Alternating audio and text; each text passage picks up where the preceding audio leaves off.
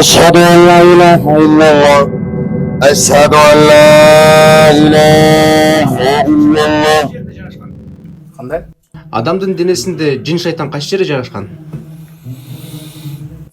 Ар жерине жайгашат. Бул пайгамбар саллаллаху алейхи вассалам айткан, жин шайтандар адамдын кан тамыры менен чуркап жүрөт деген. Бирок ошол эле желкеси жел тартып калыптыр, желкесине шайтан отуруп алыптыр дейт. Мынакей көбүнчө мына желкесине да отурушат. Ошон үчүн башты ортуп уюткан мынакей ушул тарапта көп болуп турат.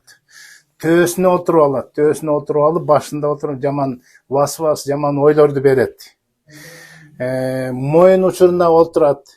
Көбүнчө аял кишилер болсо өзгөчө, эркектерге дагы мынакей ичине отурат, ичине.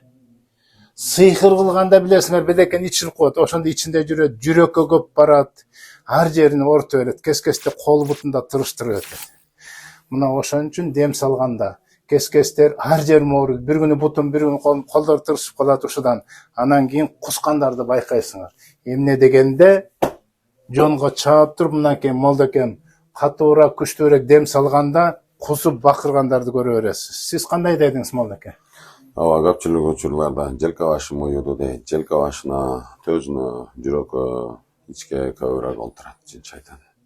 Ошол дем салганда көбүрөөк ошол жерлерден, кол тийгенде, Куран окулуп үйлөнгөндө көбүрөөк ошол жерлерден адамдар таасир. Төбөсүнө асан кыйкырганда эмне болот көбүнчө? Төзүнө асан кыйкырганда абдан жакшы таасирленишет. Жеңилдеп калабы? Жеңилдеп сергишет. Sen жеңилдеп калдыңбы балам? Дем салгандан бери, я.